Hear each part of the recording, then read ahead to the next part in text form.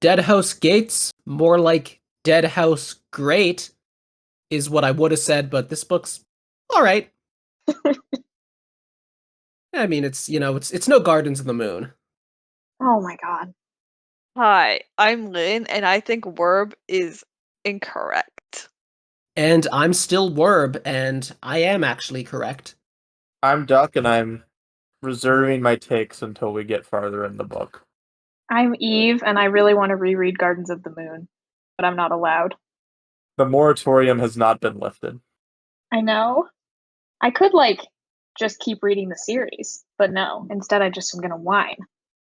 Anyway, we're going to be discussing book 2 of Deadhouse Gates now, because, those house gates were dying after all. I definitely did the reading. There also hasn't actually been any Deadhouse content so far, so you at least have that to look forward to in the back half of the book. But I remember how many moon gardens there were in Gardens of the Moon, so that's not really what I'm worried about. That's a fair point. Yeah, it has to beat the 0 from the last book. So Anyway, so I did want to quickly say, this podcast is for fun. I'm not trying to get on that, weekly release grind. I'm not trying to get on that shocked face in the YouTube thumbnail grind. Whatever. If you listen and enjoy it, that's good enough. But if you know anyone who also likes the series and would also enjoy listening to the podcast, I'd appreciate it if you listening would let them know about it. And that's all the promotion I really care about doing for it. But other than that, I guess let's get talking about the book. and like, comment, and subscribe as always. Smash that like button, and also that subscribe button, and also that comment button. There's no comment button. I mean, I guess there's a button underneath the You know what? I guess there is a button. Never mind. There is a comment button. There is a comment button. Aren't you the YouTuber? Embarrassing. Anyway, you know who else is very embarrassed in this book? Fellison, because she just can't win. Yeah, I gotta say, obviously there's more nuance to her arc than that. Obviously she has a lot going on. But damn, she still ain't stabbing people. And she tried once and failed. She So tried. I think she should get credit for trying, though. It was an honest attempt, okay? It's not her fault she's a 14-year-old idiot. Oh, sorry, she's 15 now. It's not her fault she's a 15-year-old idiot. I think that is her fault. I think all teenaged girls should probably just apologize. I think you should go get stabbed. Look, I'm just saying, if Fellison stabbed me, that would be finally a Fellison W. Yeah, for all of us. Fellison has the spirit needed to stab someone, just not quite the emotional or technical competence. Well, and the person she tried to stab was Bowden, whose literal job is stabbing. So, Yeah. what are you gonna do? It was a crying baby versus hydrogen bomb moment. So, Lynn, what you're saying is you would like Fellison more if she was possessed by Cotillion? Yes. I knew it. That's just an evergreen statement. There is nobody that would not be improved in Lynn's eyes by being possessed by Cotillion. Lynn's tier list is just people that have been possessed by Cotillion, and then everyone And else. Cotillion himself.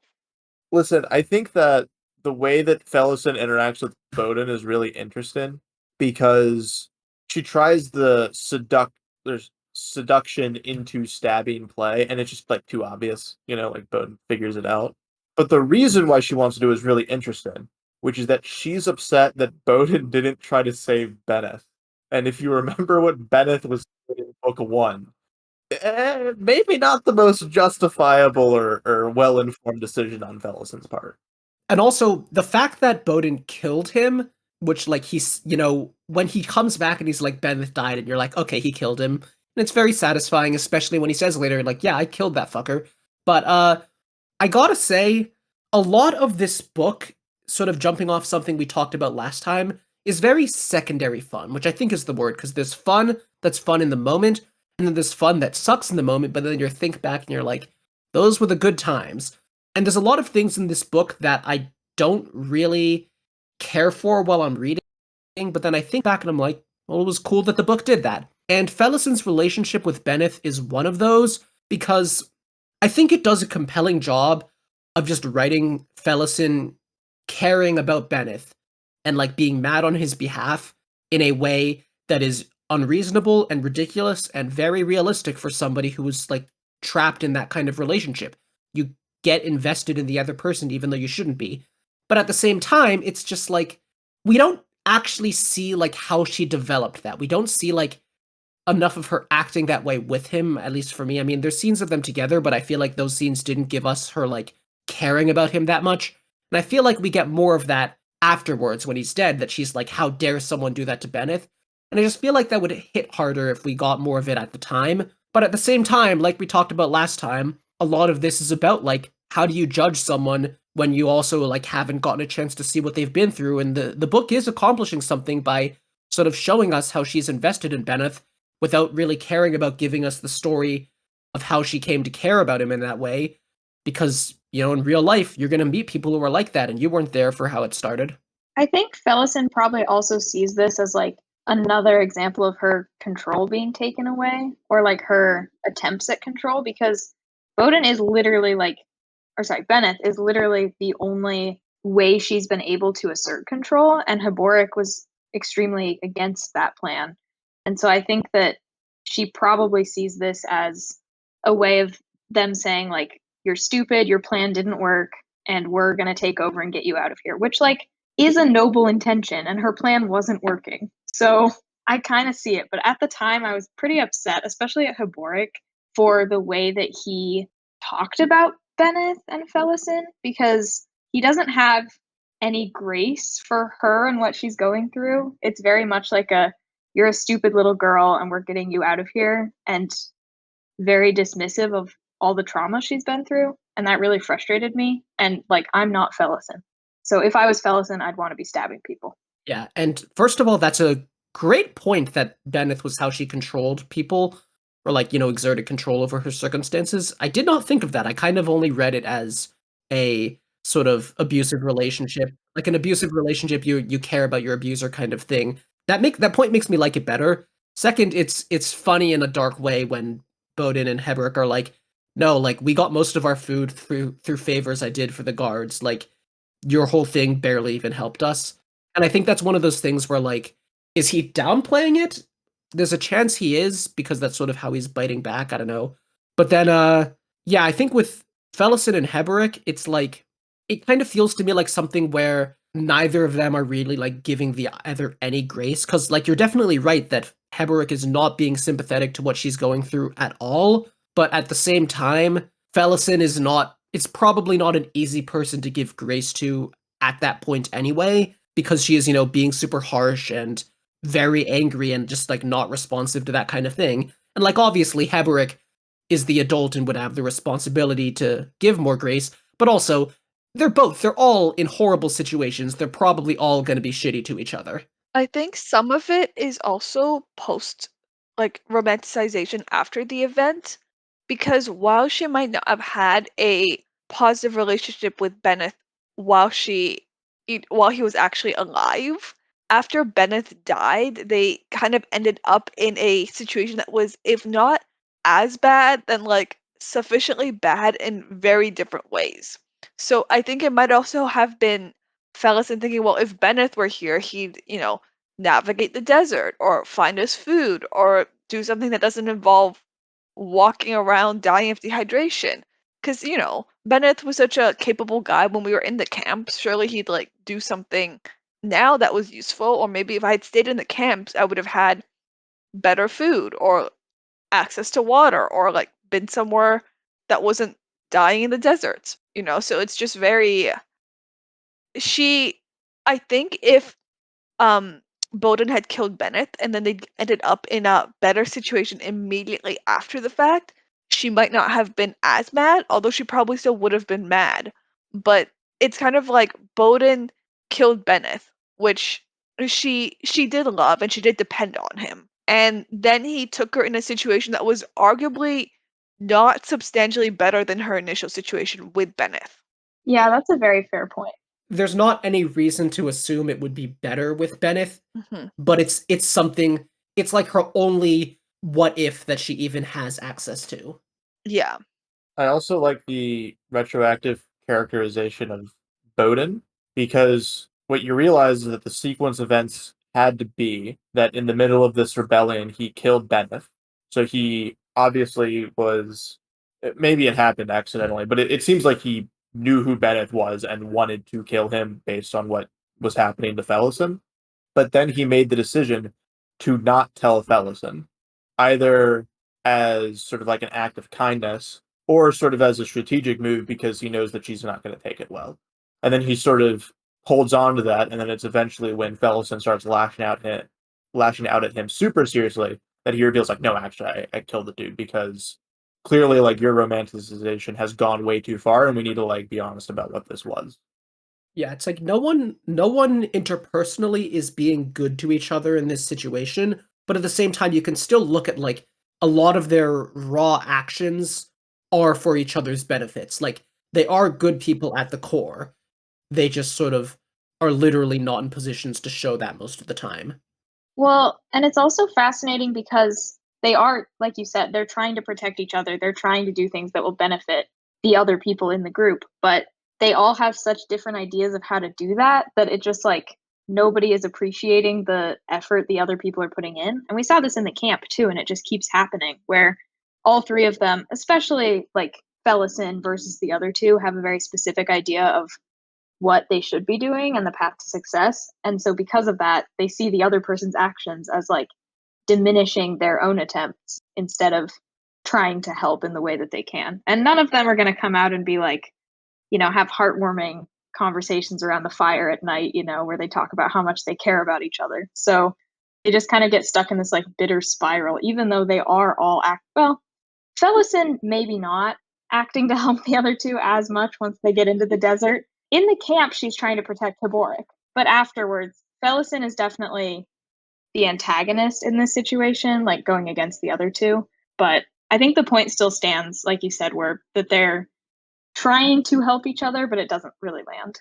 I mean, I think Fellison isn't really trying. I think she suggests ditching Heboric a couple of times to Bowden when they're in the Yeah. desert. So I don't Well, think he's dead weight. Like, I don't think she's in a very altruistic mood in the desert, but she did definitely try to help before that. as a Haboric disliker, I agree. I would have liked the book better if we'd left Haboric in the desert. Fuck that guy. I feel honestly though, Heboric thing is there's not much in Heboric's personality or characterization to make me like him. I mostly feel bad for him because he's a old guy with no hands who's also kind of mentally slipping a bit at And points. just has a magic disease. Yeah, he touched the Yeah. Jade statue and got Yeah, and also I think That's kind of his fault, though. he got bitten by a lot of bugs. They all did. well, Yeah. that's not really unique. The Jade statue getting magic cooties was sort of only on him though. Yeah. I mean, I would have touched it too. Everyone here would have touched it. Let's be real. I would not have touched it. I'm risk averse. There's no way I would have touched That was a thing. D&D moment. That was I a would have D&D licked it. moment. There's some moments in this reading where I'm just like, yeah, this was an encounter that came up when they were role playing this. Yeah. I do not think this plotline was roleplayed. Well, I'm not thinking it. I mean, like in this reading in general. No, I don't think this book was roleplayed. Really? Well, then I think that some plotting decisions are even weirder, and we will get to those later. Werb's like, I changed my mind. This book sucks.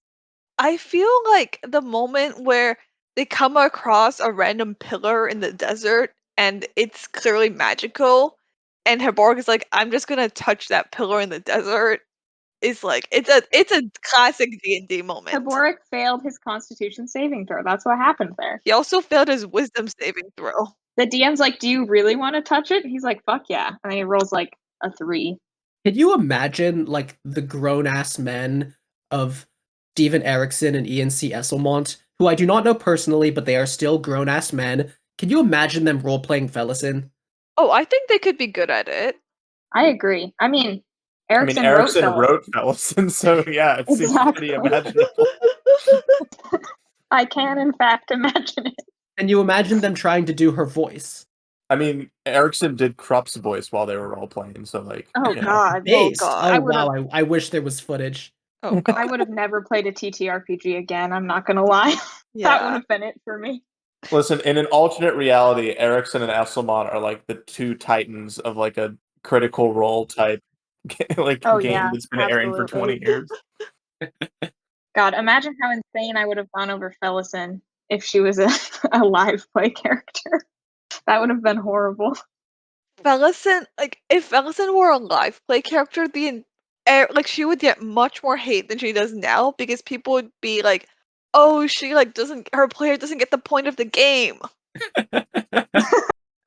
That's so Oh true. my They'd be like, "You should be god. cooperating." There would be They're not a team player. think pieces about how like Fellison is ruining the campaign. Yeah, Yes. literally. I will say, as a Fellison lover, fuck Fellison in this reading. She is. I love her. Okay. I mean, Okay. Bowden sure did, Yeah. and Oh, those Malazan Marines didn't. Too soon. I Too want to soon. talk about that because Duck will testify to this, but I read that scene and I was so mad at Bowden for taking advantage of Fellas, and like I was angry messaging I Duck. agree with that. Oh yeah, it I was a was like, total piece of how shit could move. he? I felt personally betrayed that he would like I understood where Well, he did was you like coming Bowden from. before? Like, were you like, No, yeah, I like this guy, I trust him? Like, no, but I kind of like the dynamic of him and Heborg being Fellason's two dads. So oh, I thought there was going to be a his romance between Bowden and unsuccessful Fellison. two dads. Fellison is But 15. No, I was getting vibes. No, there have been several people who read Deadhouse Gates and been like, Bowden Fellison romance? And I'm like, no. Like I won't spoil you. No. I want to clarify, I didn't want there to be a romance. I just thought there might be. It seemed like it could have been being set up. And in my defense, there sort of was. Like, I'm just saying, there wasn't any romance involved, but there were other things involved. You also have to remember that Fellison went into that interaction wanting to kill Bowden. So like Mm-hmm. I think what you said is really accurate in terms of yeah, I love Fellison, but also fuck Fellison in this reading because you can love Fellison and also acknowledge that she does a lot of really bad things to people. And And she's also just very like abrasive. Like she is yeah, not at all willing to give anybody 1 second of time. You know, like she has internalized the mindset of like it is me and my survival against the entire rest of the world. And so even though because that's kind of true, but even though Bowden and Haborik are fully on her side and trying to help her survive, she just isn't able to accept that. And while I totally understand that and I think it's very crunchy and I love her and I want to like give her a hug, it's also very frustrating to read because you're like, you are sabotaging yourself. Like, let yeah. them care about you. Good fucking lord. Why are you such a bitch? And I love her so much. And when I say this, like, I don't mean it in a bad way. I mean it in a she's a very fascinating character way. But like, I can see how people would bounce off of Fellison in this part because it is frustrating to see her so unwilling to trust the other two even like 1 inch. I was expecting Fellison to be a controversial character because she kills people and like is a woman with agency, and then instead we got this reading It's where literally the first of exact all, opposite. no agency, fails to kill people, but it's just one reading of like people walking through the desert having the worst time and arguing with each other and being mean to each other, and that's it. I'm like, okay, I can see how someone would not be, loving this plot line. I mean, I had critiques with this plot line, but they weren't about that. I think those vibes were fascinating to read. I think my issue with it is when people see this plot line and their takeaway is, wow, Fellison really sucks. Because, like, And not life sucks. yeah, like, they're in a horrible situation. I really relate because when I'm in a bad situation, I also just get really pissy. I'm like, guys, like, maybe we don't need to pin 100% of this shittiness on Fellison's actions. Like, obviously, she could handle it a lot better, but they're also just in a terrible place, and nobody's handling it well. There's a lot of books where people say, if not literally, then kind of implicitly, that if they were the main character, they would have handled things better. They're usually wrong because they're usually not looking at the nuances. But with most of those, it's like you can see why they would think something like that.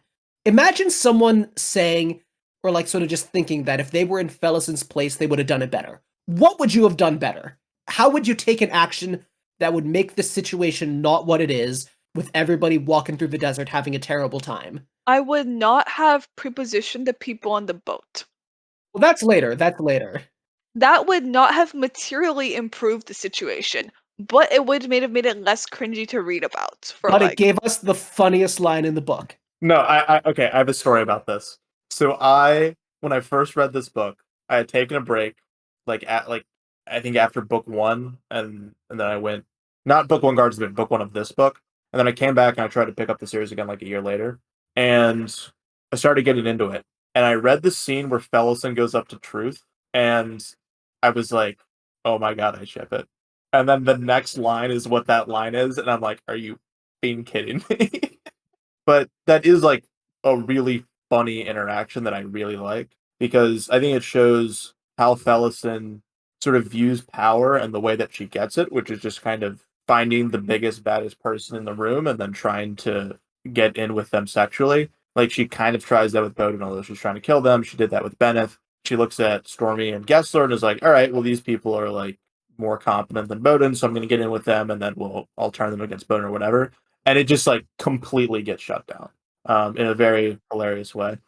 the thing with Fellison is that morally she's not even close to being morally for a Malazan character, she's very white. Like she hasn't committed any genocides. She's barely committed any war crimes. I don't think she's committed any war crimes actually. Just attempted murder. Being a teenage girl is a war crime. I agree. So real. She she only did one attempted murder.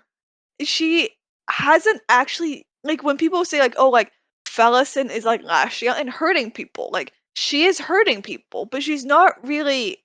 She hasn't actually done anything that's super morally bad. It is just appalling on an emotional level to read her sections, partially because you feel bad for her, and partially because some of the things she does just makes you want to, unalive yourself. Like just reading it. I think Fellison being mean to her friends, well, not her friends, but her companions, is like 0.01% of the pain they are going through walking through the desert starving. Yeah. Well, I mean, you're saying all of that, and I know what you mean, and you're correct, but we do have to acknowledge that she did actually want to kill Bowden. Yeah. I think that moment's also interesting because it's very easy to look at Fellison as someone doing what it takes to survive, but that's the one moment where there was nothing on the line there. There was nothing to gain. There was nothing she would even gain personally, much less about, like, surviving all of this ordeal, other than the fact that she just wanted him to be dead. Like, that was it. She would have gained an emotional buff briefly. I don't think it would have lasted. Once Yeah, it once the definitely wouldn't have. starvation kicked back in, it definitely would not have. But like for a second there, she'd be I like, mean, it's actually just self-sabotage, right? Because she yeah. kind of needs Bowden to survive by any like Mhm. stretch of the imagination. Most of the people I've killed, oh, I was having a bad day the morning after. All right, so they get on the boat. What do we think No, of no, the there's boat? there's other things I want to talk about before that. Oh wait, is it Yeah, is the it Fenner getting flies. called down? There's bugs, there's Fenner, I mean, I guess we covered the hand, there's crabs, but really what I want to talk about before all of that is another one of my critiques, which is just that I feel like there is a subversion here of what you would expect this kind of trio to go like, because, imagine the platonic ideal of this kind of plot structure in your head. It's going to be like, they come together, they come to care about each other, they come to protect each other and support each other, and, by the time they're getting on the boat, or if not the boat, then by the time they get to wherever the boat's taking them, or just at some point in the plot, they're tight, they're the squad, and I don't think this is going in that direction. I think this book is really just showing that when you're in a terrible place like that, you don't necessarily get your kind of storybook, everything comes together, everyone comes to understand each other moment. Like, you're having a terrible time, there's a good chance you're just going to be terrible to each other. And there's not really, like, a character development track, a relationship development track that they can go down, because they have no reason to. Shit sucks. And I think that's really cool, but at the same time, I feel like the book has just skipped a little too much for me to really buy it all, because I feel like we see Fellison being hateful toward Bowden over Bennett's death, way more than we just actually saw Bennett, or than we actually saw Fellison and Bowden actually interacting while in the jail or on the boat too here. And it's like, I don't know, I just feel like I get why the book skips things. I get why there's stuff where it's more compelling when we haven't seen things, but I just feel like the dynamic would feel more well-rounded if we actually saw that side of it, or just saw like some of the steps toward them being this hateful. Because it feels honestly a little out of nowhere that she's just like, fuck you, Bowden, and I don't even have like what their previous dynamic was to compare it to. She did fuck him. I think for me, it it's very similar to almost Arctic horror or like marine, like naval horror, I guess, like maritime horror, I where mean, yeah, it's literally that later. well, not that in the sense, but like similar to, for example, like the Franklin expedition. That was the one where everyone died, I think. Yeah. Um, Not everybody hates everyone else. Like you might be on good terms initially, but once the crap hits the fan, you're not on good enough terms or you're not emotionally stable enough to actually come together as a crew under those extreme conditions. And it is really just like the driving force just is the force of nature, like usually the Arctic, in this case, the desert. Yeah, I've said before, but I'm not sure I have on this podcast, but one thing that really gets me about Malazan, sometimes in a good way, sometimes not in a good way, is a lot of the time there's a lack of emotional catharsis where we don't get to see the moments that we want to see or expect to see or that it would feel good to have. And sometimes I can't quite tell if it's done intentionally, but I'm a very emotional person, so I definitely crave that kind of pivotal moment or wrap up moment, and sometimes we just don't get that. And I kind of think that that's at play here, where there's just some parts that don't hit as hard for me as they could because we don't have time for them to sink in, I guess. And I think it happens more down the road, but I definitely start noticing it in these parts as well. I feel like the kind of idea of the series is that I think that Malazan is supposed to be the kind of like painting that's really messy, but then the further you step back and look at it from a distance, the more it blends together into something beautiful. And it's like it has some of that, but then there's just some things where it's like you should have just painted a little more of this color there and it would be even better as a whole. But at the same time, it's like so few books go for that kind of thing that the fact that it's doing it at all is kind of something to appreciate. See, I have to disagree with you guys there because I don't feel there are a few moments later on where I feel like maybe it was missing a bit of catharsis, but with the Fellison plotline, I don't think it was. I feel like I saw every beat that I wanted to see. Well, I'm not saying for me that it's catharsis that it's missing. I mean, I don't know. I haven't finished the book, but I do think for me there's like puzzle pieces that are missing. Just to clarify. I had the opposite reaction actually reading this because I thought some parts of it dragged on for a bit too long. Like I think all of the changes from like how she viewed them initially to how she viewed them in the camp to how she viewed them like in the desert all kind of I think fell into place for me and it almost felt like at times he was showing a bit too much or being a bit too exposition-y with how he describes their changing dynamic. It felt really clear to me and almost like he could have cut actually a bit more without losing anything. Really.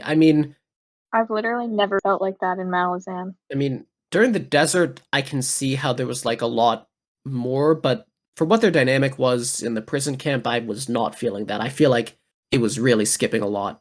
Like, I mean, you do get Fellison and Heberick's dynamic, but you don't really see her and Bowden interact while they're in the camp.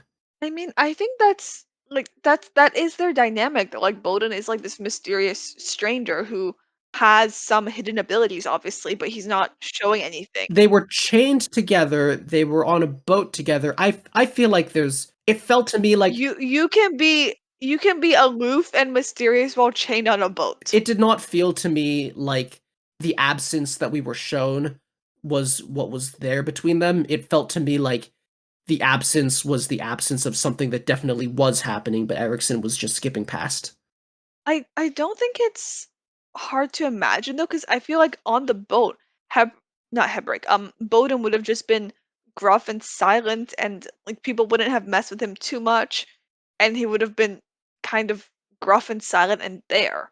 I don't think there's like anything that we couldn't have really filled in, except for the fact that at some point between when she sees him strangle the lady and when they are on the boat, Felison latches onto him and to Hiboric emotionally. I But mean, I feel like that was something we saw happen during the prologue. yeah, like during like we saw it during the prologue, and we could fill in the blanks enough to where she starts in the prologue and then her chapter in the labor camp. But I don't think there was any missing part of their dynamic. Like I think it was I don't know. I pretty clear. I think we had different experiences with it, but I Yeah. guess we've covered that point. Uh, what do y'all think of the Fenner part? And it's spoopy. I think you can pretty much just take a flyer on that one. Yeah, Like I think it's one of those scenes that's very well telegraphed of like, yeah, you're not gonna fully get what's going on here. It does sort of establish that they are dancing around powers that are sort of far beyond what they actually understand. I like the concept of just things happen that they don't understand and weren't ready for, and they just invoked things that they did not have the power to actually predict. But it was around that section of the book, and this is not just this plotline, it's like a combination of what all the plot lines were doing. But around there, I was just not feeling the elegance where it's like, again, it's supposed to be that painting where you step back, and the more you step back, the more it comes together. But like around that point, I'm just like, I don't see how it's coming together. And maybe it'll all come together when this book finishes, and I'll decide in retrospect that it was great. But I was not feeling the momentum. I was not getting that sense that like this thing that's happening ties into our larger narrative. Like it was like that scene. It was like that scene of the last reading where Culp and the Wiccans went into the Warren, and there were a bunch of shapeshifters, and they were like, well, that sucks. And it's like, why does this matter? Like this isn't giving us anything. It doesn't feel like that's building to anything. And at the same time, it's also not like compelling on its own as a short story. And I feel like midway through this, early midway through this book, book two of Deadhouse Gates, not Deadhouse Gates as a whole, I was getting a lot of scenes like that where I don't need to have the whole puzzle put together yet, but I want to at least like have hints of how these puzzle pieces are going to matter. And I just feel like I was not getting that a lot. Whereas in comparison, it was around this stretch of Gardens of the Moon where I was really starting to like see the connections. And obviously, not every book has to follow that same progression, but overall point is it felt a little messy, and I was not enjoying it that much. I think I can definitely understand that because there's a lot of different plot lines going on, and the pacing is a bit off in this section where at points it feels like it drags a lot, but other points it does feel like it moves too fast. So I feel like something that's happening at this point in the book that slowed it down for me when I was reading is that everyone is going somewhere and we're just sort of waiting for them to get there for the first like Yeah. couple chapters of this reading. So like we kind of know that Eve Haboric and Bowden are just gonna die in the desert. Like that's Did not you just say Eve instead of Felison? Eve. They've become the Oh my same person to you. god. They're so similar. Don't manifest this. Okay, No, so thank you. for context for the listeners, because I think we can tell them this, Eve's Discord username in this call is Felicining. Yeah, I looked at the name and I was like, oh yeah, Felison is Eve, so Eve is Felison. It all makes sense. Oh god. So Felison, Haboric, and Bowden are not just gonna like die in this desert.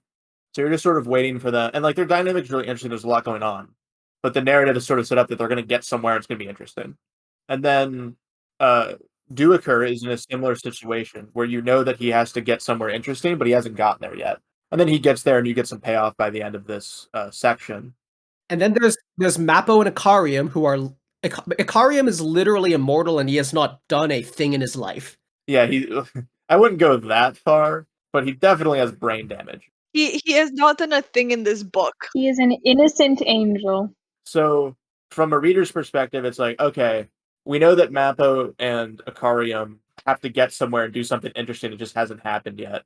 And then Fiddler, Crocus, Absalar, that group get pulled in with them, but they don't clarify the goal at that point. So you also are sort of waiting for them to get to a place where they can do something interesting. And I think once they get on the boat and stuff like that starts to happen, and then especially once the chain of dogs start to pick up, you get enough of those sort of self-contained stories that it kind of keeps the momentum going. But I think for the first couple chapters, definitely it kind of drags. This might also be Yeah. the weakness of us doing sort of section by section, because if you just sort of read this through and then you read, book 3 at about the same pace, you might just be like, oh yeah, like I wasn't really feeling it for a couple chapters, but then all this awesome stuff And happened. I was also already starting to feel it more by the end of this book. But yeah, Yeah. I mean, there's everyone's kind of traveling somewhere, and it's sort of hard to talk about how the book works in terms of the reader's ability to piece together how the plot lines are going to come together, because I think that's a very individual thing where every individual is going to have different details they notice, different connections they notice. So for me, around this point of Gardens of the Moon, I was really satisfied because I understood like how these chess pieces were moving. I understood how these dominoes were going to fall, and I just don't have that vision here. I don't see how these plot lines are going to come together, or regardless of coming together, I just don't see where they're going to go. And that's not a bad thing in concept or individually. I mean, I think part of Erickson's goal here is that you don't really know where things are going to go. He doesn't really signal a plot direction as clearly as a lot of other authors do, and that's a good thing. But it just feels to me like every plot line was kind of like that at once, where it just, and they were also like not the most compelling short stories on their own, that like it's starting to kind of feel like just random stuff is happening. It's starting to just feel like Kalam deals with some random stuff on his way out of the whirlwind, and they're dealing with a boar over on Otataro Island. Boar God is stomping, and Mappo and Akarium are doing nothing, and it's like a lot of that at once, where I don't want to demand that the book go easy on me. I don't want to say like, oh, I feel less intellectually flattered than I was by Gardens of the Moon because I'm having a harder time piecing this plot together than I did there. Like, it's not about that, but just in my individual experience, I have felt less kind of momentum, less. I feel like there have been less hooks for me to grab onto. There have been less puzzle pieces thrown my way, or it's like the puzzle pieces it's thrown me all have smooth edges where I'm like, okay, these still will make a picture, but I literally cannot attach one piece to another because they don't have the shape of a puzzle piece, a jigsaw puzzle. You know what I mean? Yeah, I think that's fair for this part of the book especially. I think I really felt that with I know you mentioned earlier all the shapeshifter content. There's like so much of it, and I could not figure out how it was all related. And I wouldn't say to me this was a unique experience because that's how I kind of felt for all of Malazan for like 3 books. But I definitely get what you mean, especially in this stretch, that it just kind of it does feel like a bunch of discrete things happening, or in some cases not happening. And I can see why that would get frustrating. I forget when it was said, but at some point later in this reading, someone said something about we can't use the Warrens to travel because they are just swarming with soul taken into Ivers. Yeah.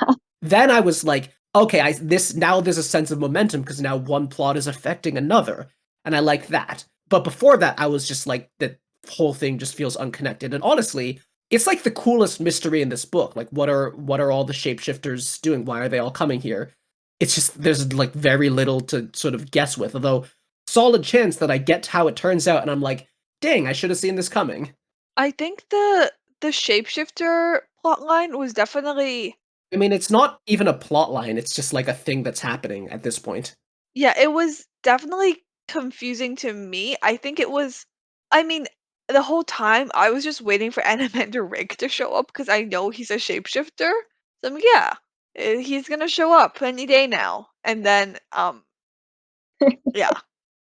So I thought Duck might have told me that actually he wasn't in like this book, but like the whole like build up with them constantly mentioning shapeshifter. I was just like, yeah, I know a shapeshifter. He's Anamander Rake. He's kind of cute. Like he's gonna show up. No, we're waiting for Tattersail.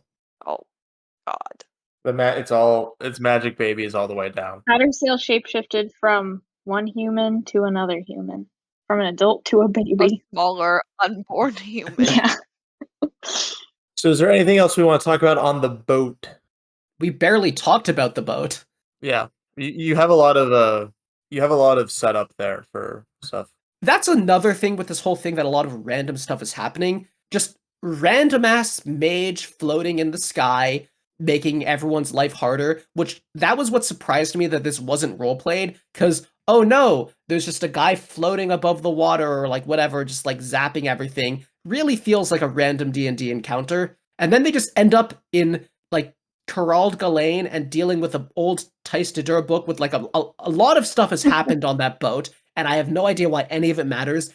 And there was some interesting stuff there, but I was really feeling both like, what does this have to do with Felisin or Heberick or Bodin? Which kind of ties into the thing I said a lot about Gardens of the Moon, which is that like characters going through plot lines that don't relate to their characters.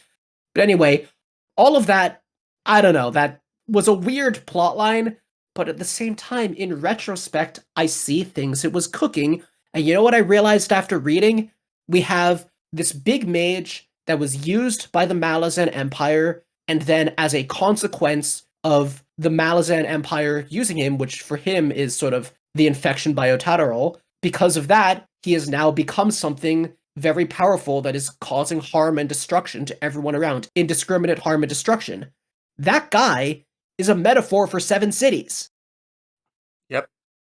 Is it? Yeah. Yeah. Damn, Oh, damn, that's deep. that's wild.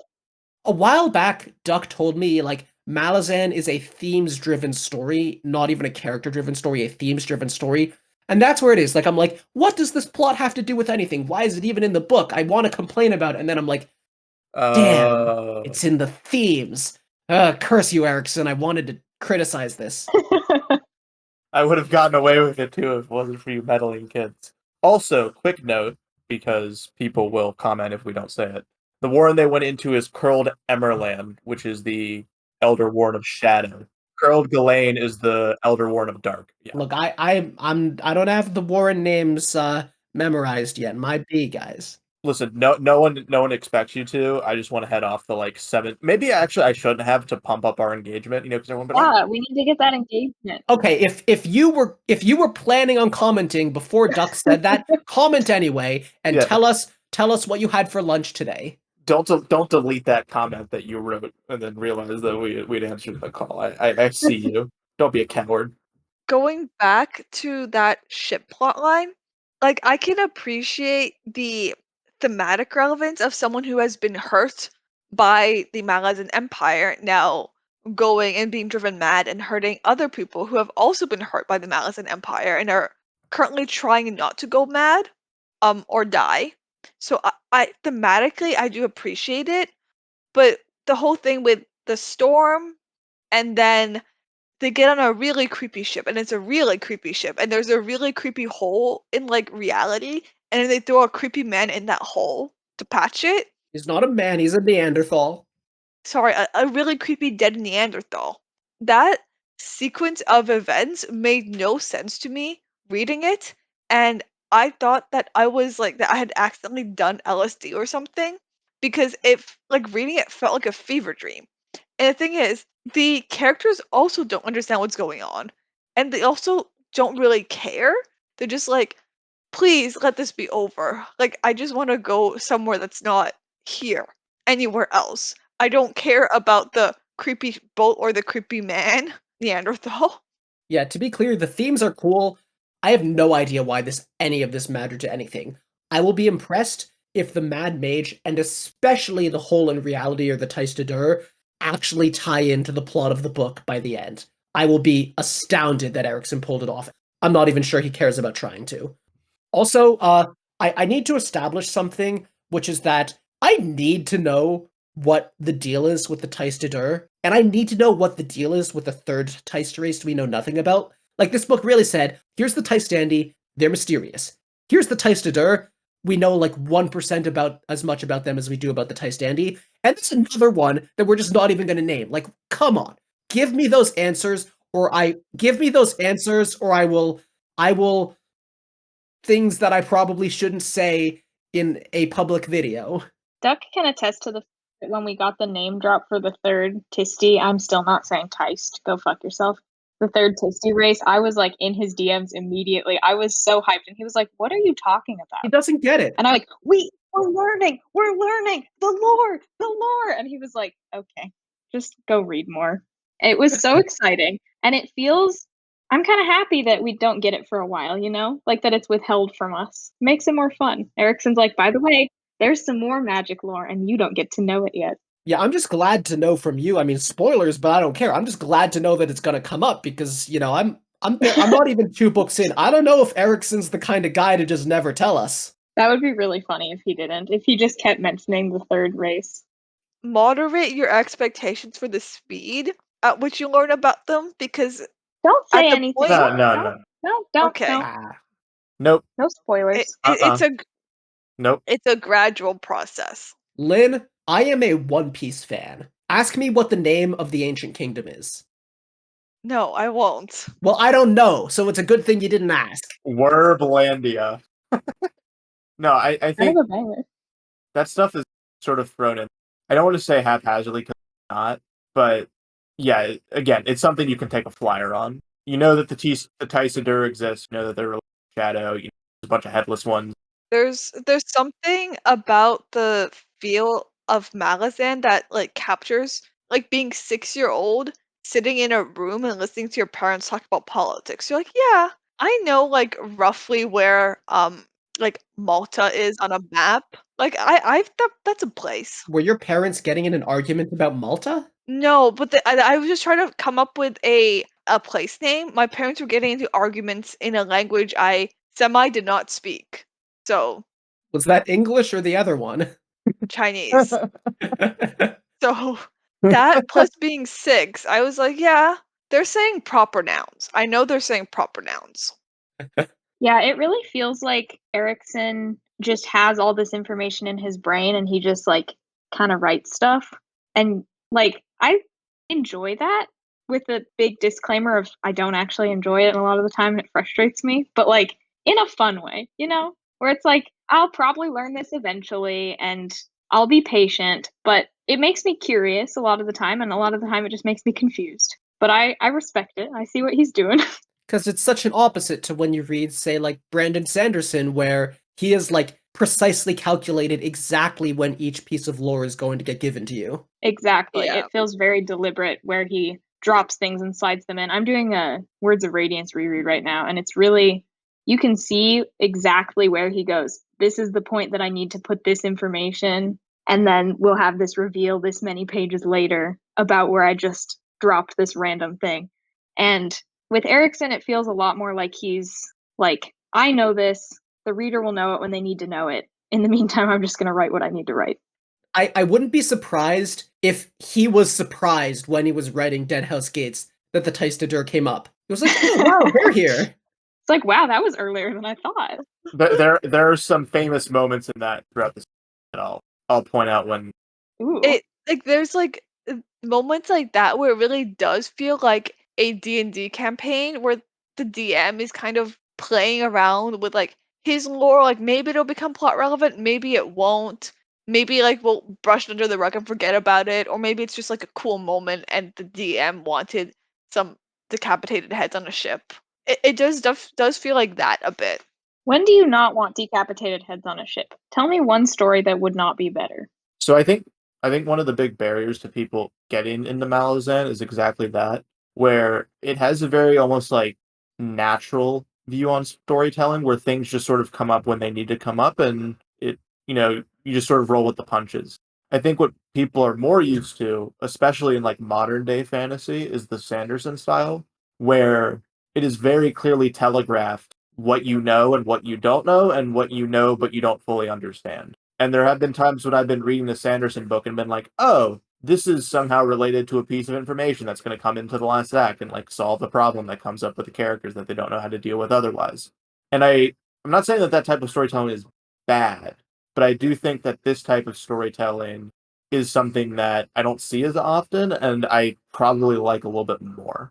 I will say that I don't think it's that because like Brandon Sanderson and also George R. Martin do have a lot of things where they'll say something that the reader isn't meant to understand, but it usually comes off as a thing you can play off. Like Brandon will put things in his books that you don't understand, but it'll be easy to make an assumption where it's, oh, it's this thing. And then afterwards it might turn out to be wrong, in a retrospect you can be like, oh, it's this other thing actually, and that clears it up and that's the reveal. But he doesn't just name drop like 50 different names and then leave it and then walk away.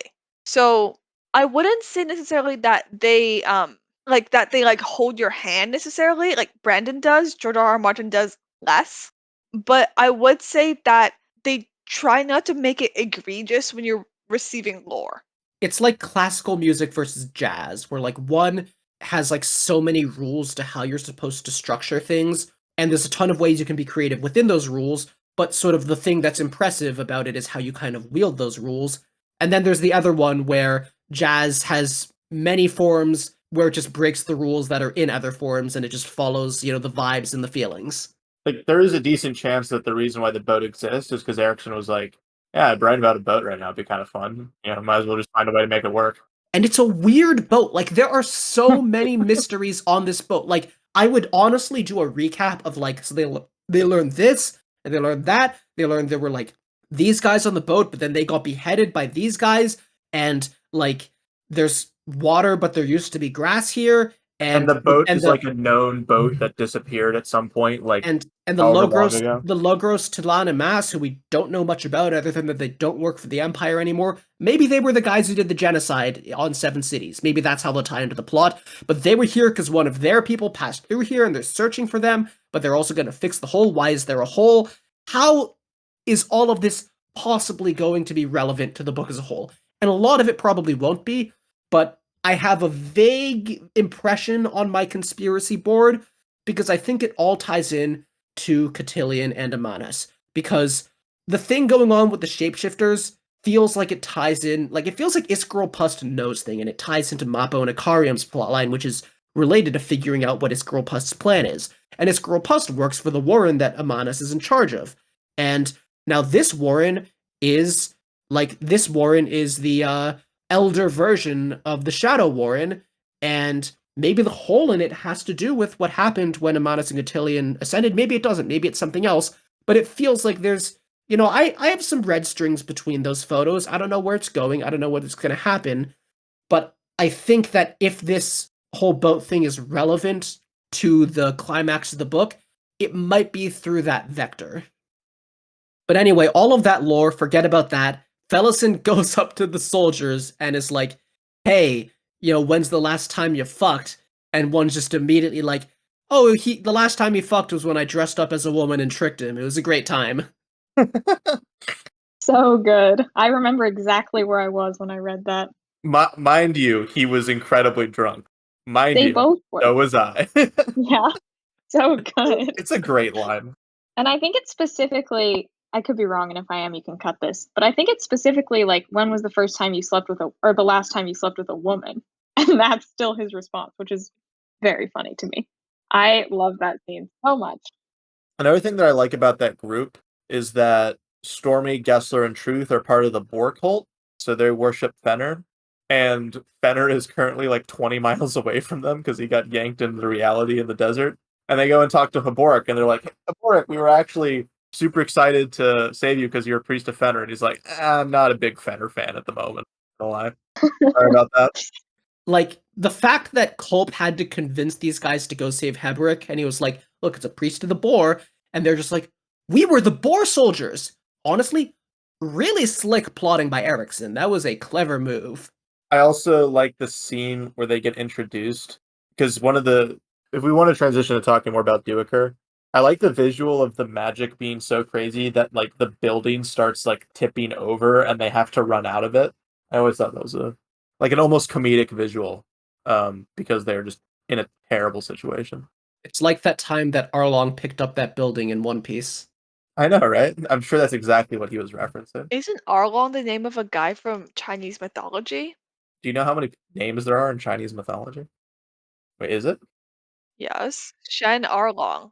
Do you mean the guy who is the one who finally defeats Sun Wukong? Yeah, he's like, the big dude with the spear. Wait, isn't it Erlang? Shan? Associated with water and subduing demons. I mean, I guess that's, Cool. that might be the root of the One Piece guy's name, but it's spelled differently. Anyway, that's completely irrelevant. Probably gets cut, but whatever. He's got a hunting dog. That's very Malazan core.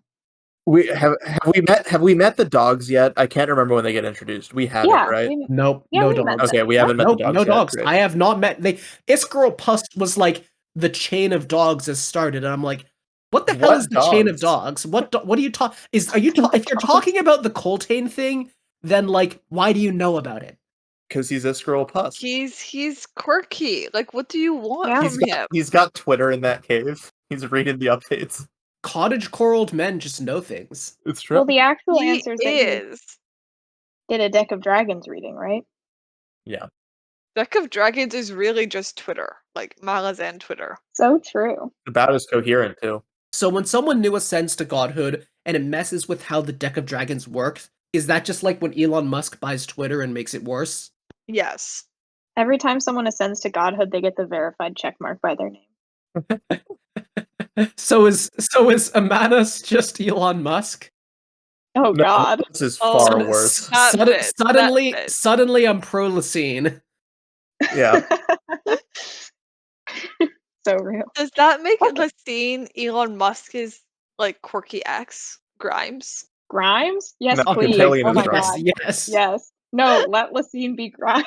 Oh my God. In the Malazan live action adaptation, if Grimes painted blue does not play Lacine, we write it. I feel like Grimes would totally be blue if she could. Oh yeah. She totally would. Anyway, so Duiker, the best character in this book, No. goes and tries to set up the escape plan for Hiborik because him and Hiborik are old buddies and he defended Hiborik at his trial. And run into Stormy Gessler, that whole thing happens, but the whirlwind kicks off and shit gets whack, yo.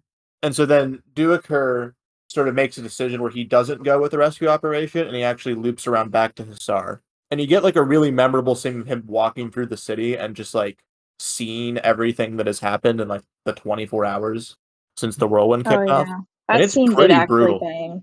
Yeah, Unfortunately. it's tough That to was a read. really good scene. But then he sort of figures out that Coltane has rallied the troops. And that scene that Werb complained about last episode of them helping all the civilians actually paid off because they helped the civilians and got them out of there. And then they are sort of on the run, but then Duiker gets drafted. What scene did I complain about? When the 7th and the Wiccans are practicing rescue operations. Did I complain about that? Did you complain about it? Yeah. You did complain about it. No, I like the concept of the whole rescue operation practice. I think what I complained about is that I felt like we didn't have like a reason to care about the 7th yet. And we still don't. Yeah, you're getting that reason. So they book it the hell out of there.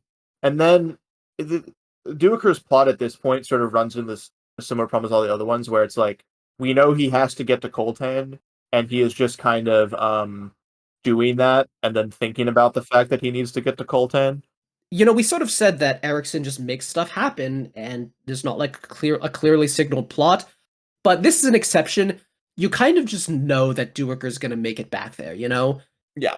I don't think it was even poorly written moment to moment. There were compelling moments. The prose was fine. Duiker's okay as a character, but we know he's going to get there and we just have to take some time waiting for that to happen. Honestly, though, I think the part where Duiker is getting to Coltane might be my favorite part of Duiker's POV because I just love the contrast where we know that the people of the Seven Cities are doing some awful things to like the Malazan people.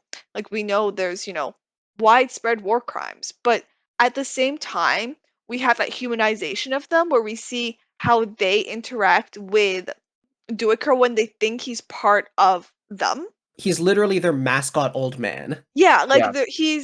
there's like this sense of like, okay, like these people are like they're capable of crimes against like those they perceive to be other, but they also have an internal culture that like you can also see why someone living in that culture would be like, yeah, this is worth defending from the invaders. Like this is, like you get a sense of what they're fighting for when you get a sense of like their own like internal in-group solidarity and like the warmth that they show Duiker and like you get a sense of their culture and their values besides just they kill people. So I agree that's good, but since you brought it up, I do feel like this book would not be hurt by just actually having a Seven Cities perspective on all of this.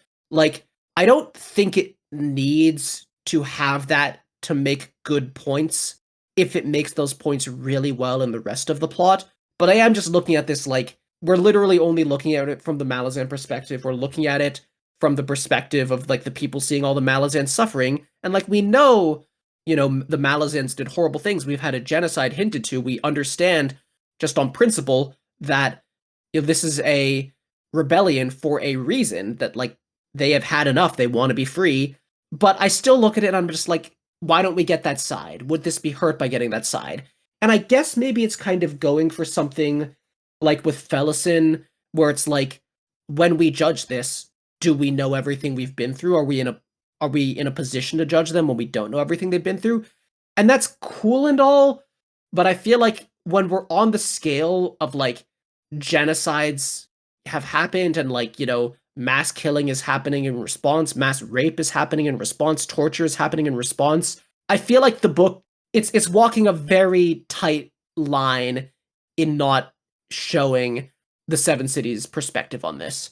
And maybe it will in the rest of the plot. I don't know. But again, I'm not saying that this can't be handled well if it's done really well, but I am like, I don't think it would be hurt by having that side. I mean, I think like maybe like having a Seven Cities POV would be good, but I think even without having that Seven Cities POV, I think Erickson manages to give the impression of depth. Like he lets us know that yeah, we are only seeing one side of the rebellion. Like there's crimes here that are committed in response to crimes that were committed earlier, and like there will probably be crimes in the future as a reprisal to this. I think what we're seeing is just I guess, a tribal-ish, like proto-nationalist rebellion, something more like Boudica or like Vercingetorix than a like a modern, developed, like fully thought out with like an ideological plan rebellion. But at the same time, like we know why they're fighting.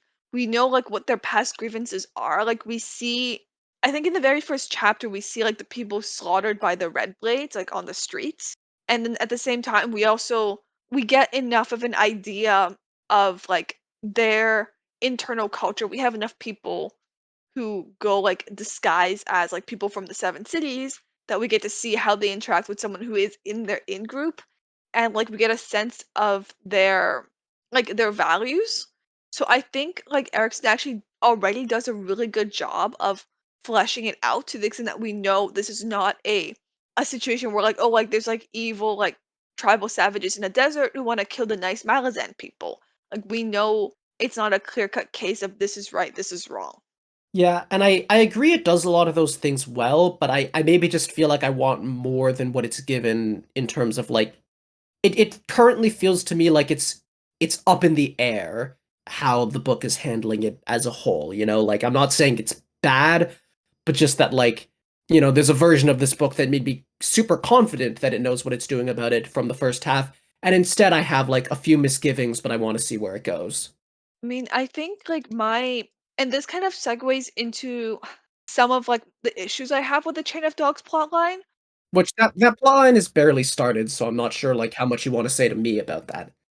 It's more just that like despite the fact that we have like so little of the Seven Cityers and like so much of the Wiccans, like I think you already do see like a fair amount of the Wiccans at this point, right? Yeah. Yeah, like I feel like the Seven Cityers, I think because he has to flesh them out so they have their own grievances and they have depth despite like all the terrible acts that they're committing as a culture. Like they feel to me more complete and more realistic than the Wiccans, which I mean they're just magical Mongols. Like that's I don't know if I feel that, but I also don't feel like there's even much material for us to like debate that over. I also think that you're not really getting an examination of the Wiccans as a culture. You're getting an examination of an army of Wiccans in a very particular situation. yeah, Yeah. I think that is fair. It just for me, the Wiccans as a whole were kind of my least favorite part of the Seven Cities plotline, and it's just because we get some idea of like okay, this is why they serve the Empire, but at the same time, it also feels like Erickson's like I like my horse step cultures, and he does it way better than like most other authors. Like the Wiccans are like heads and shoulders above, for example, the Dothraki from Game of Thrones, but it doesn't feel like as like good as we know Erickson is capable of being, because it just does feel like, yeah, these are cool horse people.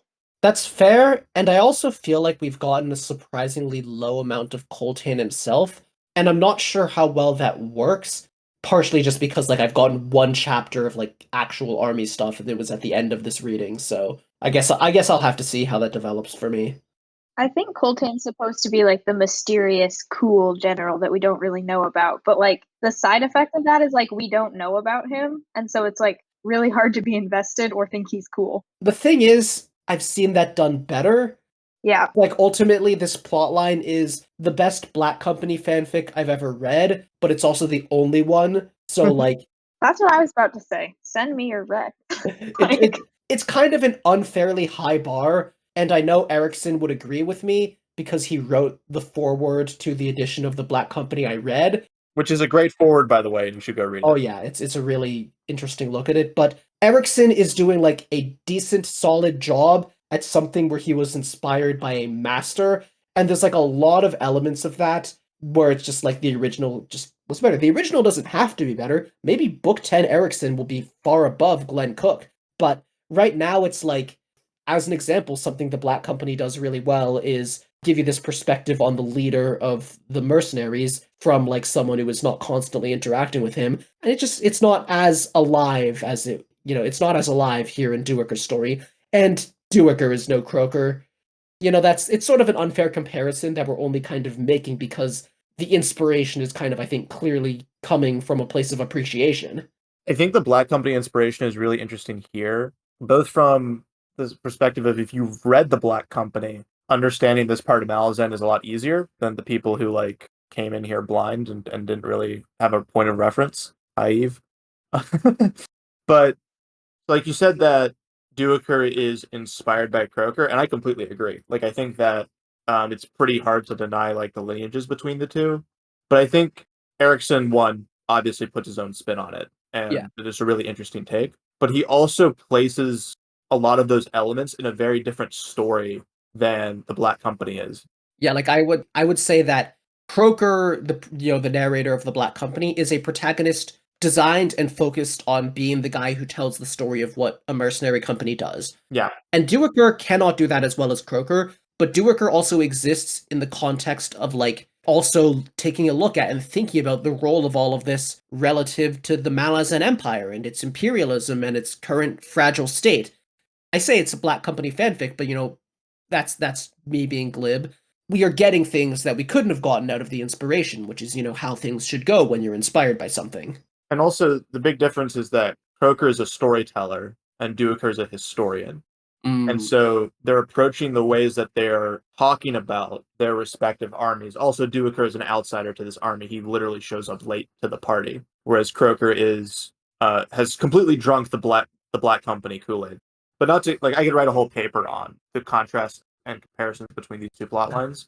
But the point that's relevant for this discussion is that it's sort of setting up this dynamic where Duiker is coming in and he is analyzing what the Seventh and the Wiccans are doing from like an objective point of view.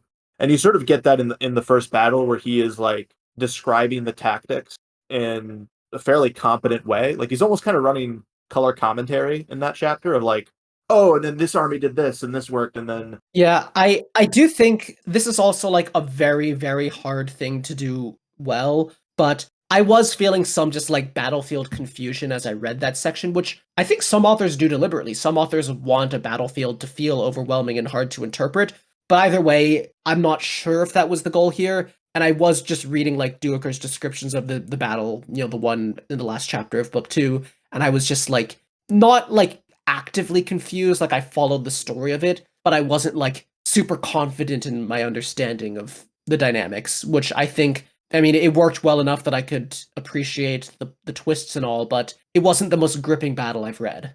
no, and I think when it gets into the magic war that's kind of happening on the side, where like the Wiccan mages are sort of striking Actually, deals with the I spirits and really all that liked stuff. some of that, but I'll talk about that later.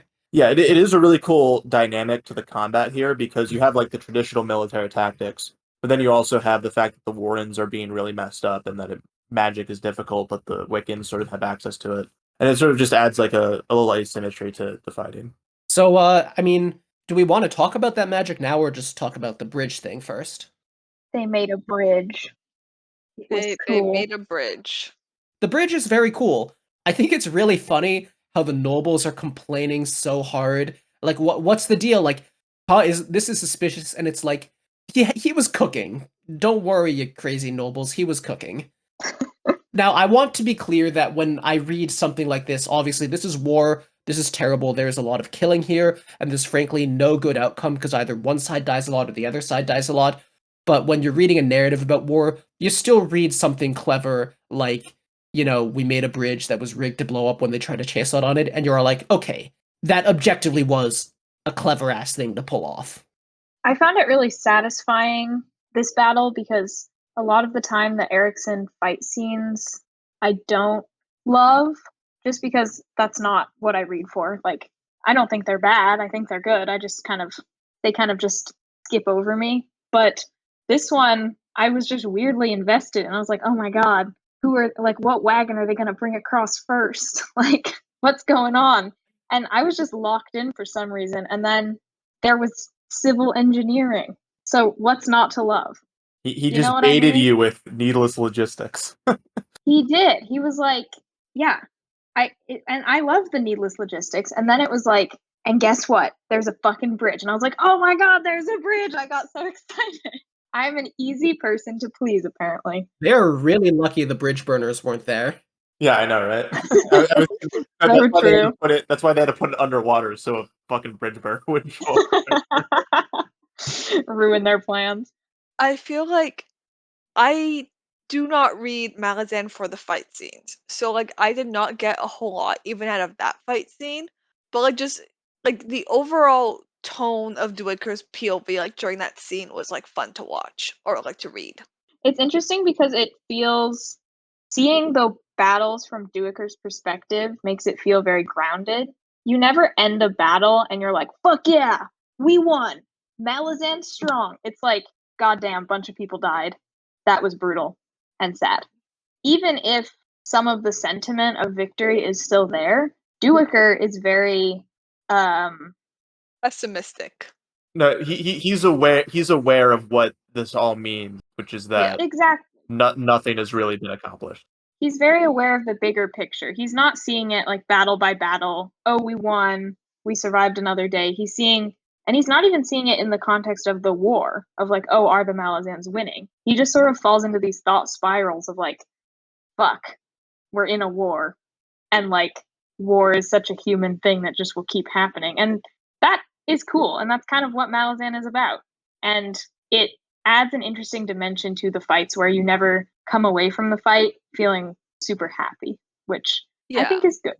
I think there's a interesting like twist of Dwaker's POVs where it never feels like, oh, we won. It just feels like, oh, we didn't die yet. Yeah. Yeah, I mean they're like talking about where they want to march to, where they want to get, and they're like, yeah, damn, like we're gonna have to go all the way there. Wait, no, that's not gonna work. We're gonna have to go all the way there. And yeah. I like Coltane's kind of perspective throughout all of this because he's also not really like deluding himself about like the glory of victory or anything. He's just literally like, it's my responsibility to get this army and all these civilians, over there and to live. And giving up is literally not an option for him. Like he should give up. Most people would give up, but he's just like, this is the thing I have to do. I just have to take whatever path makes success remotely feasible. Yeah, and I mean in like Coltane's situation, there's nothing he can do because like like at this point you can't really negotiate with the Seven Cities people. So it's literally just like you kill yourself or you like walk around the desert. I think a scene that puts a lot of the Seven Cities Rebellion in context actually comes from Kalam's point of view, and it's when he sort of runs into the group of members of the rebellion who are really just bandits. Yeah, who quote unquote part of the rebellion, but like bandits. And he sort of is like, hey, like I'm from Seven Cities, I'm cool, don't worry. Don't ask why I have like a bridge burner T-shirt on. It's not relevant. I liked them before they got big. Anyway, but he's talking with them, and they have the conversation where it's like they're like, yeah, like there's these Malazan, people. We're gonna go over, we're gonna kill them, and we're gonna rape them. It's gonna be great. And Kalam's like, is that like the the holy thing to do, and they're like, no. But it is the just thing to do. And I think that scene sort of encapsulates how the rebellion as a whole is being viewed by Seven Cities, which is that, like, yeah, this isn't a good thing that we're doing, but we deserve to be able to do it given everything that's happened to us. And that ties into a lot of what Fellowson does with Bowden, where she sort of takes a destructive action but sort of justifies it in her own mind. It's like, no, like this is what should happen. This is what needs to happen. And I think that there's all of that thematic connection that's happening between all the plot lines of, like, in every situation there is someone who is decided that the best way for them to achieve their own objectives is to inflict pain upon other people. And in the Chain of Dogs plot line, you get the recipients of that. You get their perspective because they're the ones being hounded as they're just trying to survive. But then in other plot lines, you get the perspective more of the people who are doing it, which is what Kalam sort of goes along with until he turns and kills them all and then hangs out with Kaneb and Manala and the gang. Yeah, I think that theme is compelling, but then going back to like my critique, I'm just still like, there are people on the Seven Cities side who do just want to be free and aren't trying to hurt their oppressors. And it's like there's a lot of nuances in that you can engage with where it's like, should you be blaming those who are trying to free themselves for the harm they put on their oppressors? Because is there any other way? And like there's a lot of weeds you can get into, and I feel like I would just find those weeds stronger if we got like perspectives to show the variety in Seven Cities perspectives, which maybe we'll get. I don't know. I think we're looking at this wrong if we're trying to look at it from a modern, like, pre post enlightenment perspective. I think it makes a lot more sense to look at it from the perspective of someone in antiquity, someone who's a Roman or a Greek or a Trojan. Like, for example, in like the Iliad, there's lines where people will just be like, yeah, like, I hope that my son goes out and like kills a lot of the enemy because like that's a good thing. Like, there's Yeah, a like a scene where Hector is talking to his son, and he's like, "Yeah, let someone say, seeing him returning from battle, this man is much better than his father. Let him kill his enemy and bring back bloody armor, delighting his mother's heart." Where it's just like, this is the thing you do in wartime. And I think even in the Old Testament, there's verses that are like, "Yeah, I'm just gonna like destroy your city. I'm going to." I know there was definitely that city that got completely wrecked and like sacked in the Old Testament in one of the earlier books where it was just, this is the way it is. This is like our people versus your people and we're going to win, and that means, you're going to like experience some war crimes. I don't think that's limited to antiquity, Lynn. No, but I think that viewpoint is a lot more acceptable in antiquity, where like nowadays if you're like, yeah, I hope my son commits war crimes, even people who are, pro war crimes are going to be like maybe we should rephrase it another way. But like in antiquity, you could just be like, yeah, I hope my son commits war crimes. And they're like, yeah, I hope your son commits war crimes one day, like when he grows up big and strong. I mean that's all a fair point. I think from like a series perspective, so in book one, Gardens of the Moon, one of the themes that we talked about was there's two sides to every conflict. And in a way that book sort of presents that theme on easy mode because it gives you a conflict and then it gives you both sides. So it's sort of inevitable because you spend about half the time with the Darujistan crowd and then you spend about half the time with the Malazan crowd. And I think the way that Malazan as a series views narrative like that is almost like, yeah, you got it. Like, you read book one, you read Gardens of the Moon, like, you know that there's two sides to any conflict. So I'm not going to feel obligated to reaffirm that every single book and every single conflict. And in fact, that sort of like frees up the narrative to tell a story like Deadhouse Gates, which isn't really about rebellion. Like, we're not really getting the side of Seven Cities, but we also really don't have anyone in the book who's like a true Malazan loyalist who feels really passionate about the Empire.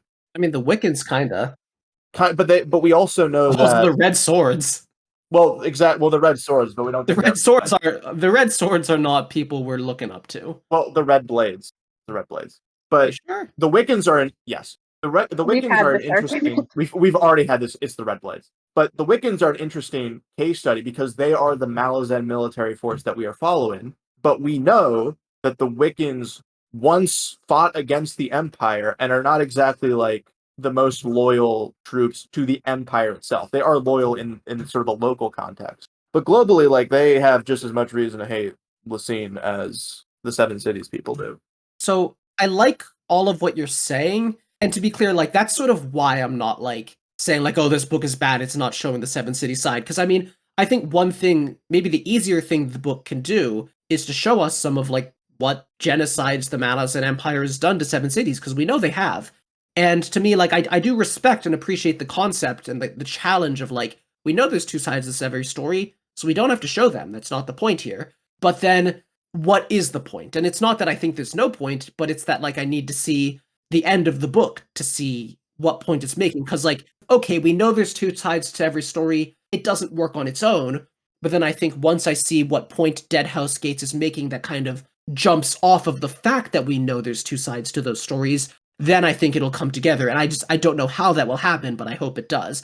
And that's sort of what I was saying, where it's like, it's up in the air, because possible that y'all are wrong for liking this book and it turns out to be terrible with it. Possible that it is genius with it. I have to see. But like it's going for the harder path, kind of.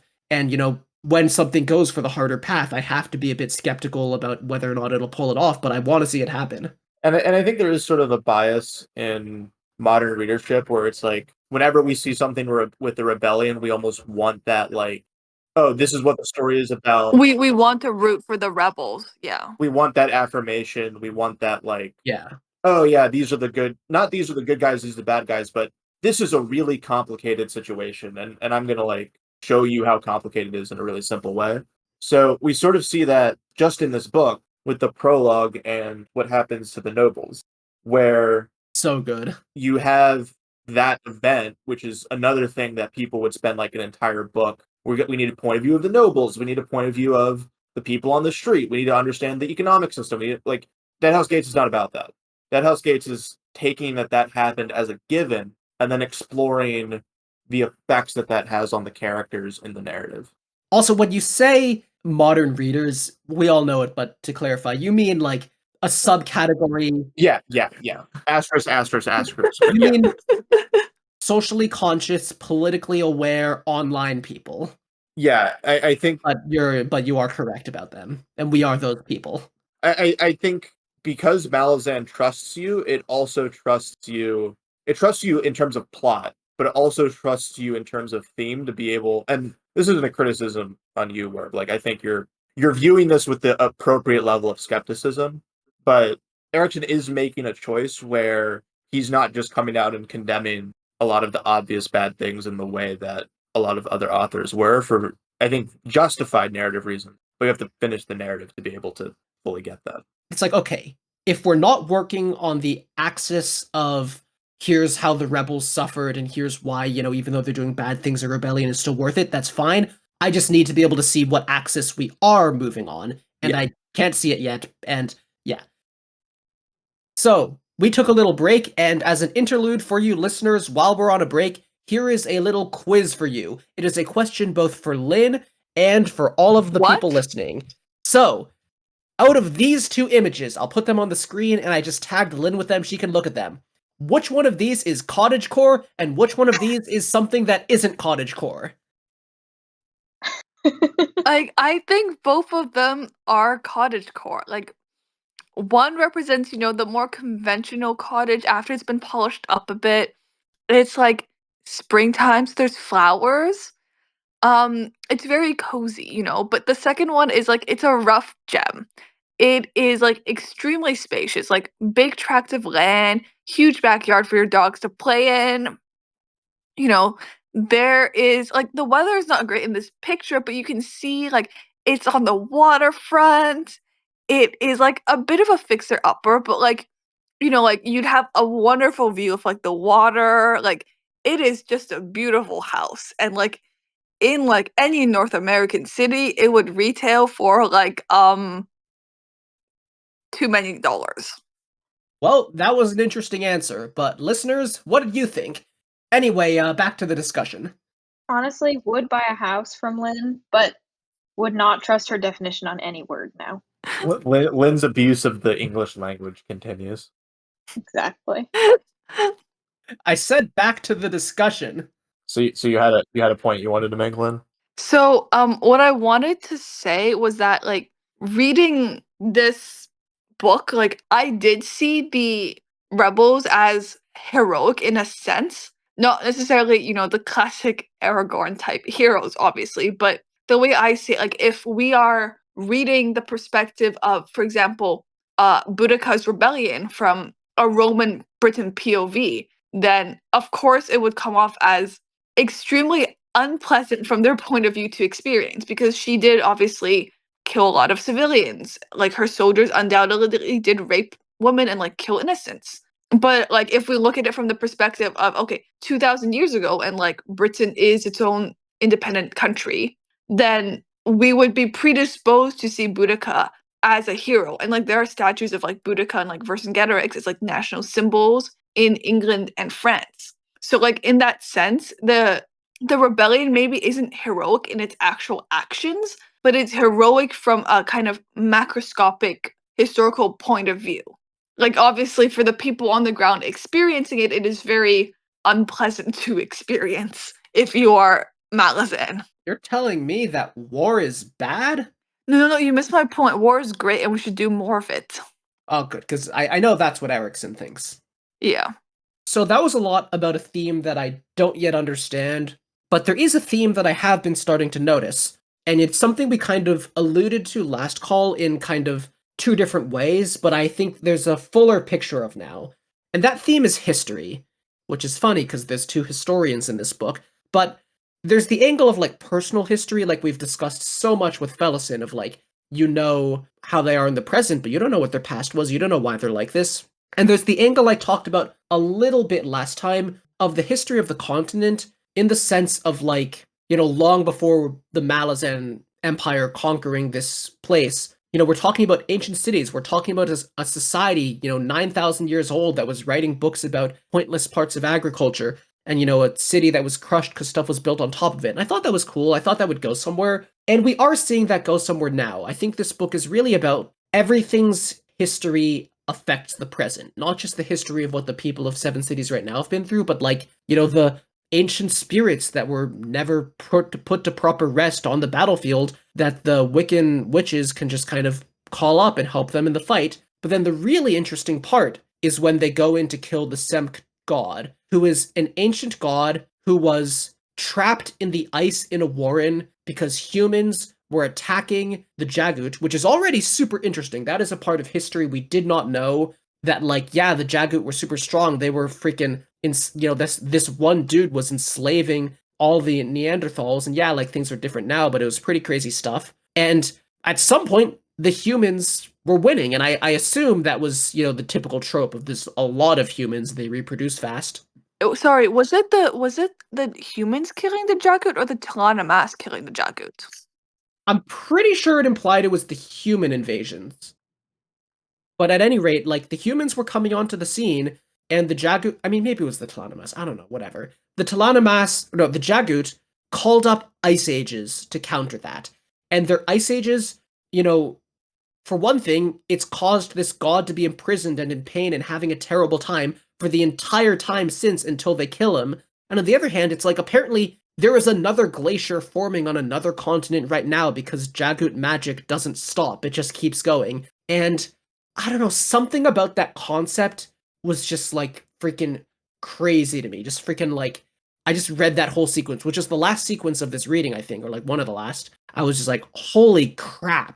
There's just I think Malazan and, Gardens of the Moon did this too, but Malazan is so good at having these moments where you're just, I mean, literally Lauren went through this and we talked about it a lot, but it has these moments where you're just hit with like, there is so much history to this. Everything that's happening right now is in the context of some crazy stuff from the past that is still affecting today. And I am really excited to see what else the book does with this theme. And there's other points too, like the Wiccans are another example of like, we had the question of why are they like this in the present, so loyal, and then we find out here's their history, here's why they're like this. So I think it's really cool how it's a theme that stretches both ends of the scale, from individuals to like human society as a whole. And it's a cool feeling, and I want to see the book do more with it.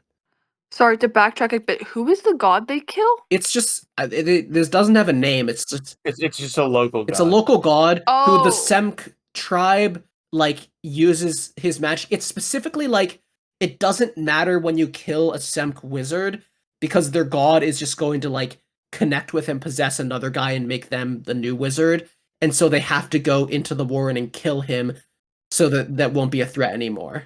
Okay, that sequence. And yeah. the vibes, I don't know, the vibes are just insane to me. So what you're saying is that something was trapped in ice, Yeah.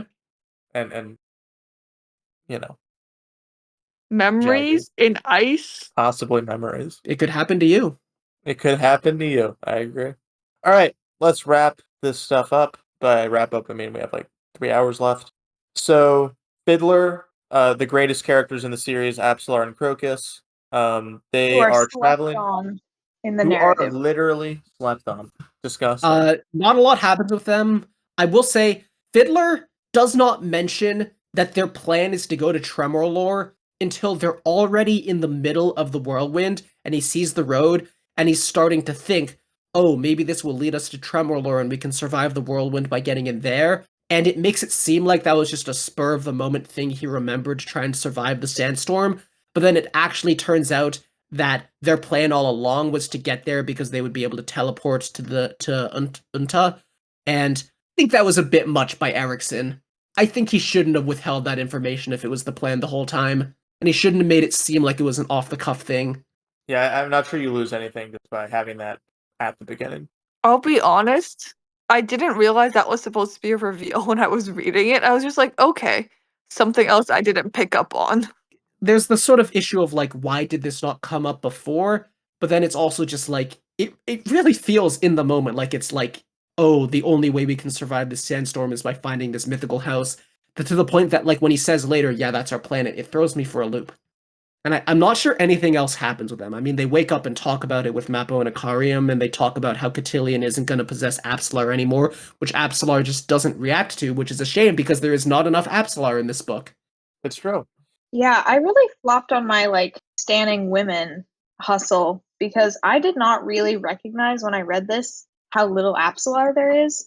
And now I feel bad about that because the more Werb talks about it, the more I'm like, yeah, where the fuck is she? Like, she is so important to all of this, way more important than like Fiddler or Crocus argue. I mean, Fiddler, he's kind of in charge of the whole plan at this point, so maybe not. Fiddler is just the perspective character for this. Yeah. Which is fine, but Fiddler never talks to Absalar.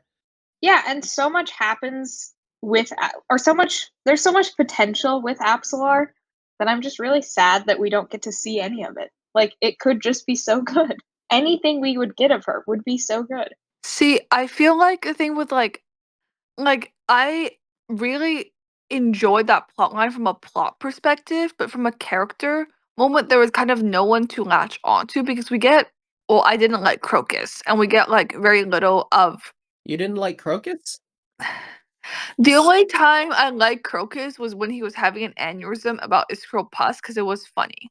And Fiddler is just kind of a nothing character, like Yeah, Fiddler's a in nothing this character. part. In this part, like I like him, but it's like, all right, there he is. I like him, but this book is not about him. Yeah, he's very. Yeah. He kind of feels a template, and it's a decent template, but he doesn't have a lot of depth. I mean, he's a hell of a lot more fun to read about than he was in the last book. But the last book, you could not name more than 2 personality traits about him.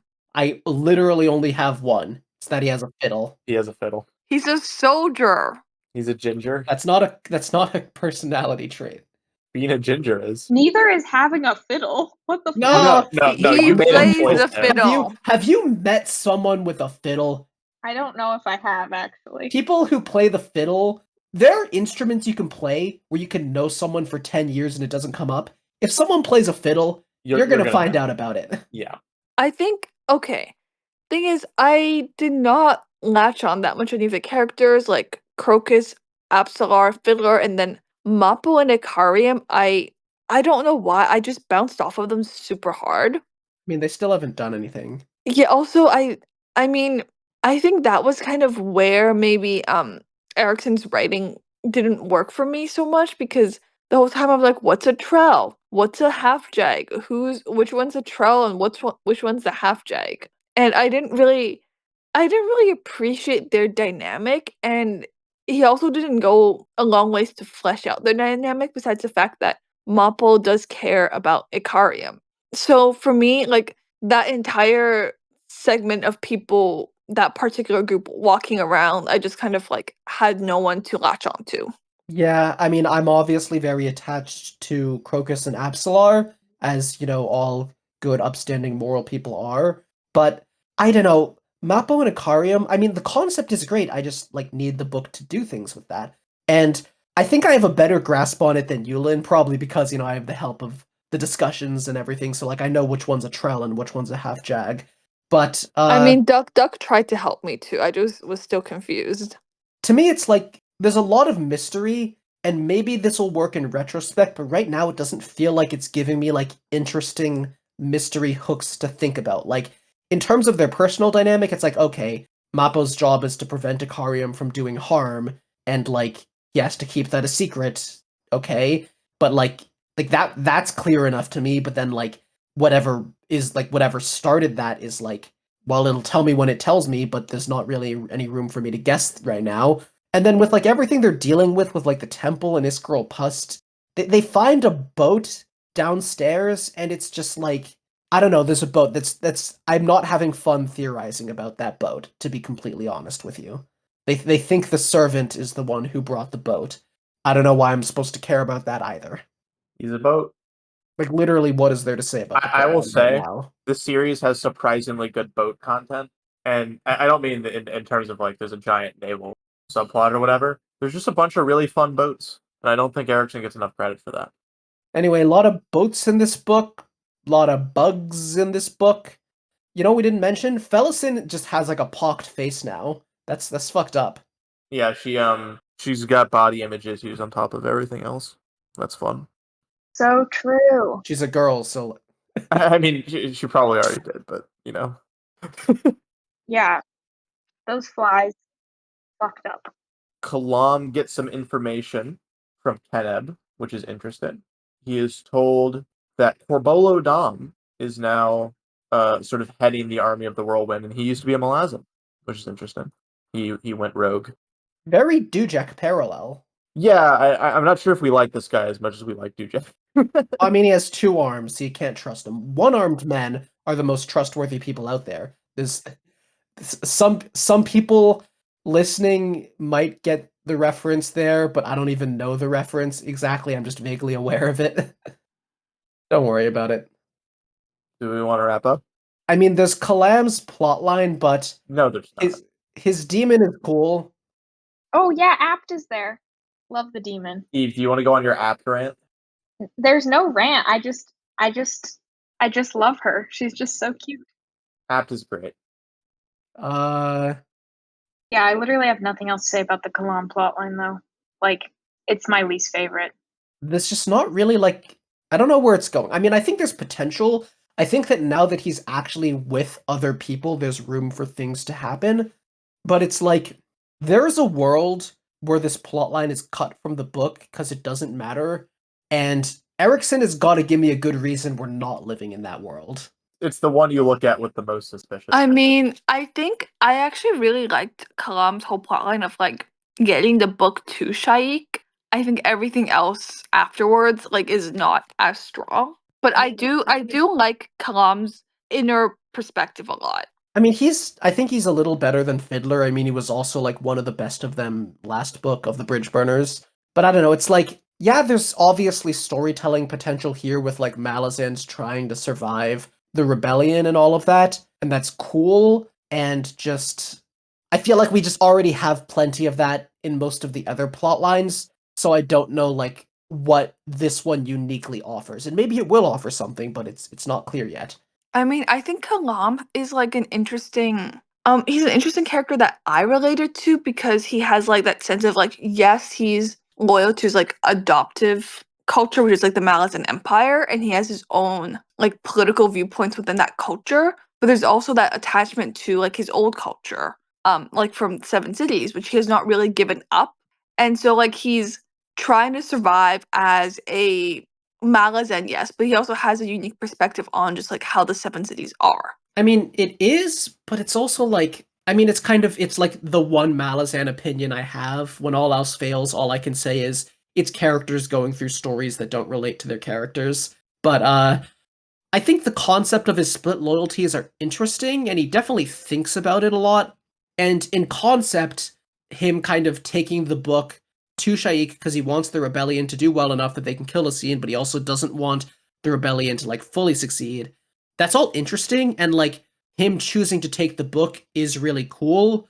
But at the same time, it's like the traditional way you would expect a story like that to work would be to present Kalam with choices to like constantly give him, oh, or which one are you going to side with? You know, the Malazans or Seven Cities, and it doesn't really do that, which is fair. I think Erickson is trying to avoid that kind of obvious method, but it's still just like at every stage, it hasn't really been a dilemma to him. He thinks about it, but like he had like no doubts, no like self-questioning. Like as soon as he saw the book, he knew immediately what he was going to do. And you know, since then, since he's been coming back, it hasn't really been dilemmas. It's just like, gotta kill these bandits, gotta help these Malazans. Whether or not that's a good or a bad thing, I guess just depends on where that story goes after. We shall see. Well, thank God we got through a lighter reading this time because the next one is going to be meaty. In the next part, I guess I'll have more time to complain about how I didn't like Chain of Dogs. Well, you know what? I'll say this. I have heard the story many times. Eve started liking the book 60% of the way through. I'm almost there. That's exciting because I will tell you the page. prologue of the book, banger. Part 1 of the book, solid. Part 2 of the book had some moments of faltering, and so I'm more and more like, okay, I can see why she wasn't, you know, strapped in for Erickson's wild ride here. But we're getting to the point where she was, and I'm curious.